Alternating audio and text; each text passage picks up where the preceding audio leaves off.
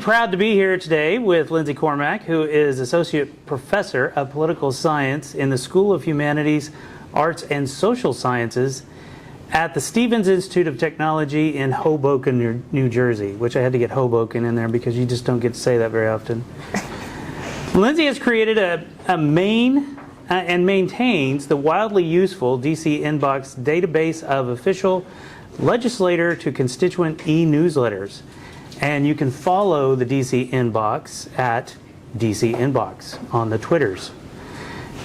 In addition to the DC Inbox, Lindsey serves on many professional organizational boards and communities, including editor of the Innovation Journal and Midwest Political Science Association Chair for Political Communication. Lindsey's awards are numerous, including the McCracken Graduate Fellowship at NYU and 2019 recipient of the Student Government Association's Teaching Award and the 2021 Teaching Excellence Award. And we are here today to discuss her new book, How to Raise a Citizen and Why It's Up to You to Do It, which is currently on Amazon for $28, cash or Venmo. So we will begin with the obligatory question. What motivated you to write this book, and what were some of the challenges you faced? Nate, thank you. That was such a nice introduction. I don't know how you found all that stuff. That's like deep dive in the teaching award stuff. We don't go into how I do how things. You do it. So the question of how I wrote this book or why I wrote this book, there's kind of a few different answers, but I actually think I probably have a lot to learn from you all, because this book is in a lot of ways a love letter to middle school and high school social studies teachers. It is a parenting book, but it is in the service of making your jobs easier and better, is my hope. So the book is called How to Raise a Citizen and Why It's Up to You to Do It. And what happened was, I'm a professor at Stevens. It's an engineering school for the most part, and I have students who are so good at doing school, and they are so bright, but every year we have this pretest that's just very basic U.S. government stuff, and they don't know most of it. And every time we have an election, we have this event called Ducks to the Polls, because our mascot is a duck, and we bring our ducks to the polls, and we don't really care how they vote, we just want them to be able to do it. And every year, without fail, multiple of them will be turned away because they're either not registered or they're not registered in this county. And seeing that year after year and seeing them be disheartened and then turned off and angry and sad, I was like, okay, well, this shouldn't be. Like, these are very bright students. They can do a lot of things. Why is it that they don't know this? But it's not really their fault, because it's not like you turn 18, as you know, and like something snaps and you're like, oh, now I know all the ways that I participate in politics. So I started the project like 5 years ago. And originally I thought it was going to be a book that kind of was like, how do we do civic education better in our schools? And that involved looking at like curricula in different states. It involved interviewing over 50 teachers in a bunch of different states. Some of the people in this room were interviewed for the book and are in it. And what I came to was the kind of sad realization that right now, I don't think you can do all the work that we need to do to create an active citizenry in schools. It's not to say that the teachers we have aren't good at doing what they're doing, but it is to say that I think there's true constraints in a lot of states that make it very hard to get things done. And I think it's easier if we say, parents, you have to look at this as a responsibility. Because like no one I know thinks politics feels and functions that well. Well, if it's not like, we're not going to get this solved by someone else fixing it magically, we have to look at ourselves and say, I think we got to do this. And so that's like the reason. The challenges were numerous. COVID was a huge one. Like the research project started in 2019, and then the world sort of closed down in New York City for almost 2 years. But I felt really lucky. I had like 5 research assistants and a good network of people to support me in the endeavor. And I'm so happy with the outcome. I have written 2 books now, and my first book I like, but my second book I love. Like I think it is one of my best work products, and I'm very happy that I can be here. And I want to hear like things from you all, because you all will know more about a lot of this than I will, because you're in the classrooms doing these things. And I just have sort of this take that's, here's how parents can support that work. Thank you very much. In your book, you discuss how negative conversations about politics, and I'm imagining some of these conversations might be had at the Institute, at Stevens, and how that impacts children or even young adults. Can you share an example from your research or personal observation that illustrates that effect? Okay, so I don't know what talking politics was like in your home, but in my home it had sort of like two varieties. One was it didn't happen at all because you were afraid that so-and-so would get mad and the conversation would get too big and no one would feel good about it. Or it was something that was like, politicians are all out for themselves. This is the dirtiest industry. It's a bunch of liars and cheats and egomaniacs. And that's not my house only. That's a lot of households. And when our children hear, oh, these people are all dirty, they're all crooked, they're all in it for themselves, it's not surprising that they don't want to go into politics or learn more about politics or think it's aspirational. And so the way that you can kind of tell that these things have changed is when you ask kids, what do you want to be when you grow up? There were many years where people would say, I want to be the president, I want to be an astronaut, I want to be a senator. Guess what the number one answer is right now if you ask kids, what do you want to be? YouTuber, that's right, yes, it's YouTuber.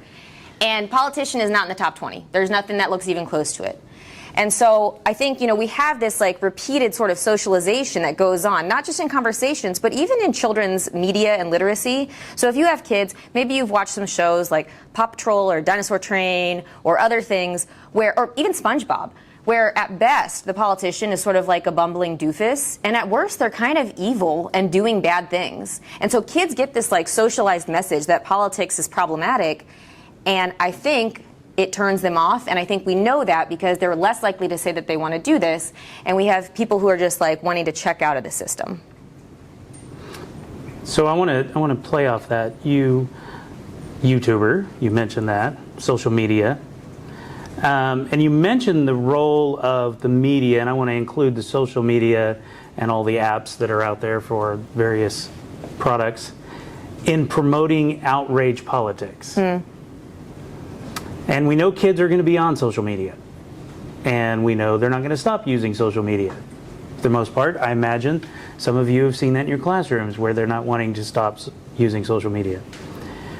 So thinking about parents, thinking about educators that are with us, what is your advice for channeling students' love or obsession with social media and the media itself into citizenship and civics?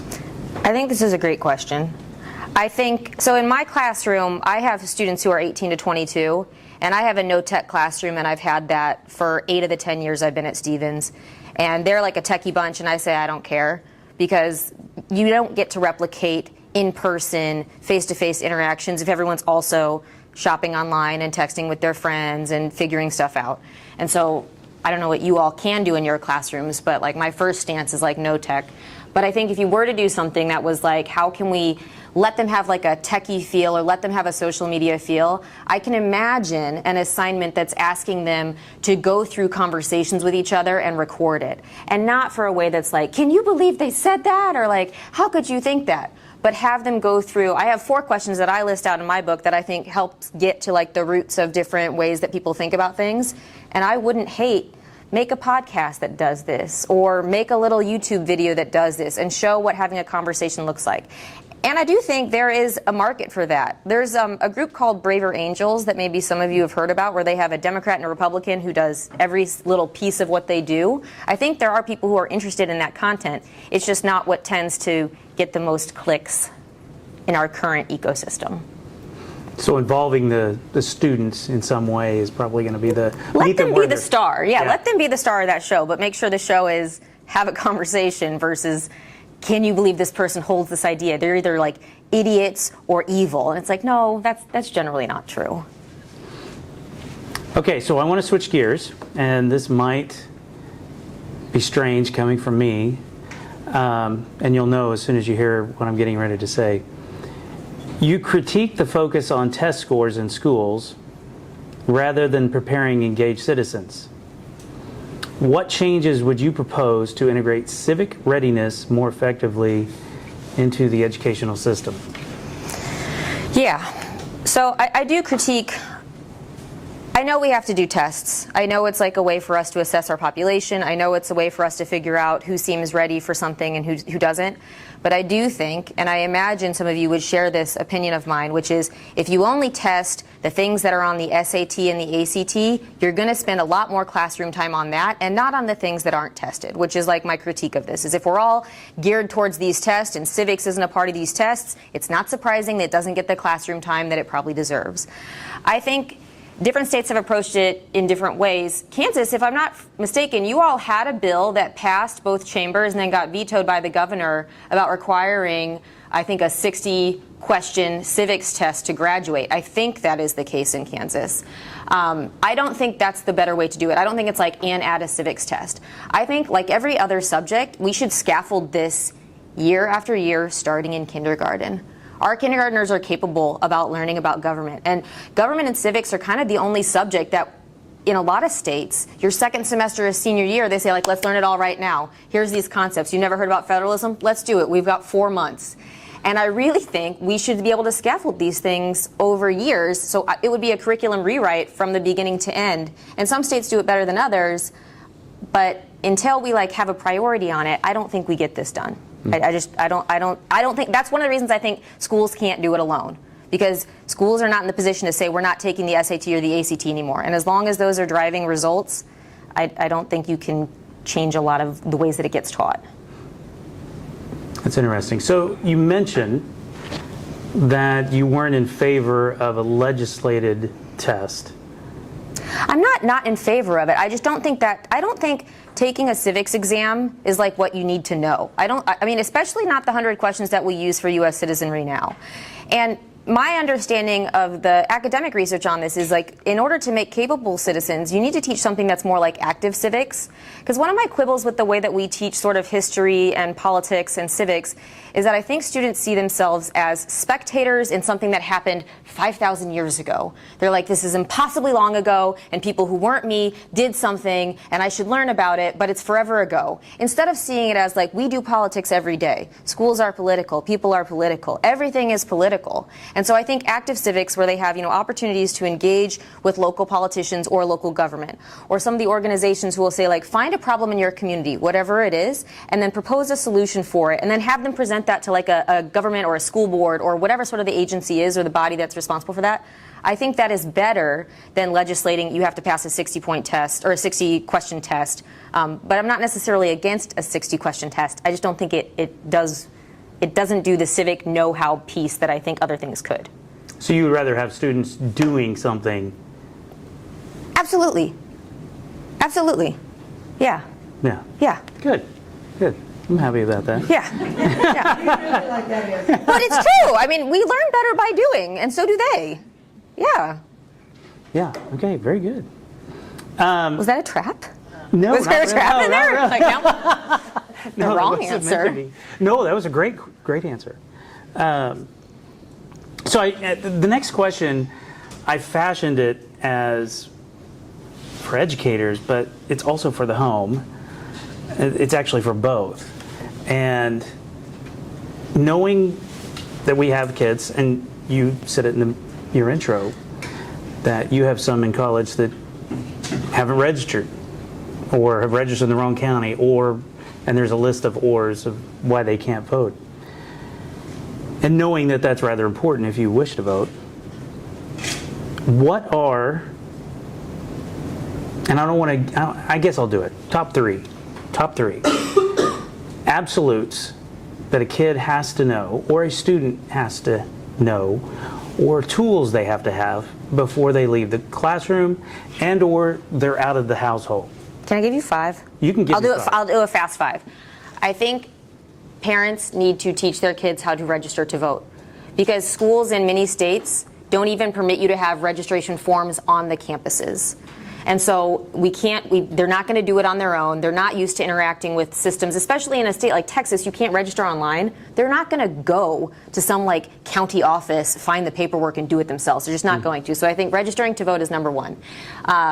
And across all the states, about 25 to 30% of 18-year-olds are registered by the time they're 18 on their birthday. That's too low. So registering to vote is number one. Number two is I think we need to talk about the differences between primaries and general elections. Because a lot of the disaffectedness that I see is like, no one represents me. These top two candidates aren't mine. Fine. If you get into primary elections, though, oftentimes you'll find someone who's closer to you, and in many places, the primary election is where the competitive election happens. In New York City, where I live, in the Democratic primary, whoever wins that race wins the general election because the registration is so tilted in favor of Democrats. But so many of my students don't know a primary versus a general election, or they kind of understand the presidential primaries, which are unlike any other primary. So it's register to vote, primary, general elections. I think the third thing that kids need to understand is the idea of federalism. Because I have a lot of students who get to me, raised in all sorts of backgrounds, all sorts of states, but they have this idea of some like amorphous, faceless government. And it's just the government does this.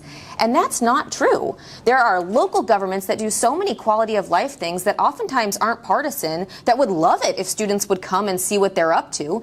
And then there's state politicians, you know, depending on the state, some of them are well compensated, some of them aren't. Some of it's essentially like a volunteer legislature who are oftentimes making these other big decisions, like during COVID-19, so many of the policies that we had were decided at the state level. And so they do really change the way you live.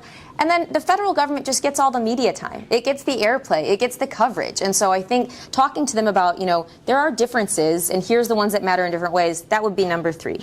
Number four, and this is one that I've been doing parent salons in New York City and telling parents, here's what I think you should do. This is the one that I thought was going to be the hardest, but people are actually okay with it, which is I think at some point in your child's lifetime, you should read the Constitution alongside them. Not like bedtime story, not like Article 1, here we go. But, but you have a lifetime with them, and it does seem like reading the Charter of Government is worthwhile. And most of our students get out of high school never having done that. Most of the parents that I talk to have never done that. And it's really, if you print it out on 9.5 by 11, it's only like 19 pages. And it's not that hard. Some of the parents are like, it's in Old English. And I'm like, you can figure this out. It's like, it's not a different language. And there's updated versions. So number four is I think you should read the Constitution at least one time, spaced out over things. And then the last one is I think parents need to practice having hard conversations with their kids, so that their kids have safe environments to do this sort of like intellectual sparring or practice or receptivity to other people's opinions on things. Because by the time I get them in college, a lot of them are underdeveloped on that skill and they clam up. Like they don't want to talk politics, maybe because they think they have like an unpopular opinion, they don't have the right words for it. But if they're not getting that practice in school, they have to have a space like their homes to do it. So those are the 5 things that I think parents absolutely have to do before the kids get out of the house, because otherwise it's hard to get it done. So of those 5, which do you see being the most difficult for educators right now in the classroom to implement? You guys can tell me if I'm wrong, but I actually think the conversation pieces might be the hardest in the classroom based on my interviews. And part of this is the fault of parents. Because I think in who I talk to, there's this fear of parental blowback that either looks like a mean email, a nasty phone call, a Facebook group that gets out of control, a principal gets called or something. And so I think having those conversations in a classroom probably feel more dire than they did at least pre-pandemic, because in the parents and the teachers that I've talked to, there's just so much more oversight. There's so much more like parents demand to know what's happening. And I think the specter of like sort of a misunderstanding feels like bigger. Like you could say, you know, here's the 3 branches of government, and the first branch is the Congress, and someone comes home and says, my teacher doesn't like the president. Okay, well that's not like quite what happened, but playing telephone is it gets weird. And so I think the conversation piece is one that parents have to have the responsibility for doing, or at least need to think about it as a parenting responsibility, because I think that will make doing this in classrooms easier. I know it would make my life easier as a college professor if these kids had tried it once or twice before they're doing it with me. I think we would have better conversations because they would have practiced it. Now, to be clear, reading the Constitution at bedtime might put them to sleep. Could be, yeah. I mean, there's a possibility of that, so keeping that in mind. Yeah. So knowing that we have a room full of educators, and I'm sure parents as well, the idea of and I'm going to go to number 2 and number 1, but the difference between a primary and the general election